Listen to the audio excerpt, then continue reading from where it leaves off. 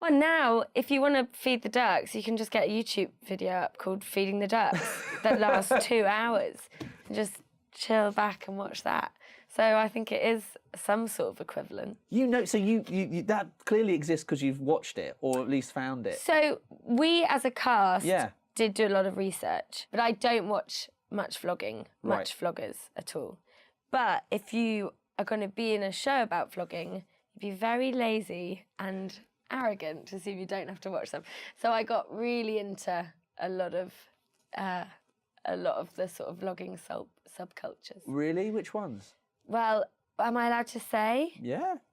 Zoella. I obviously went really hard on Zoella. I've seen a huge amount of Zoella. Right.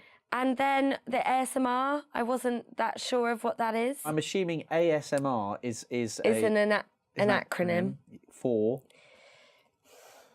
something like audio sensory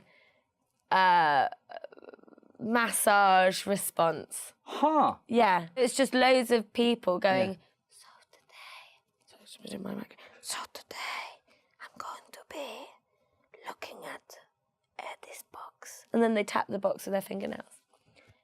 So millions of views. Literally the sound of fingernails on a cardboard box. Yeah. Somebody whispering into a mic. Those worlds within worlds, which obviously the show does such a good job in highlighting and bringing to the fore, because there are these niche cultures which are never going to be mainstream. The big question is, how mainstream are these things? Because is 1 million views, is that still not mainstream? I guess maybe it isn't. So it's on the fringes, but the fringes are now huge, or the views are huge, or the number of people involved in these online communities is absolutely massive. What was the reaction from vloggers? Did you get a reaction from people? No, there was a very muted reaction. So I think there was one vlogger, I can't remember her name, who was really into it and recommended it to her followers.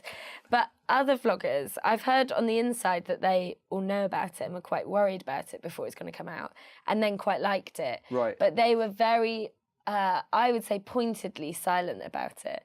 As in not wanting to sort of acknowledge it or at all promote it. No, there's basically been no acknowledgement from vloggers, which I think is a really good sign.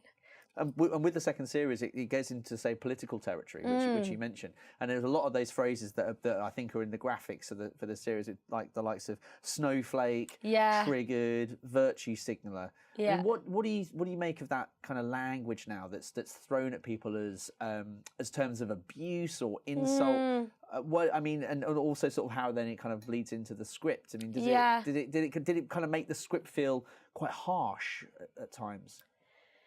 Yeah, it's a good question. I guess my personal opinion is that a lot of those words are just so black and white. They're just so, it's almost like there's a kind of incessant, I want to say like binaries, like you're either this or that. And so when you put that into the script, it feels like a kind of accurate representation of what these sort of social media platforms feel like at the moment. So down the line, you're either snowflake or gammon or whatever. And both seem completely ridiculous, really. But it's just because something like Twitter, you've got so few characters that it's easier to just condense everything into the sort of most bite-sized form. So, it just felt that it was kind of representing or reflecting what is going on at the moment, which is essentially bite-sized political philosophy.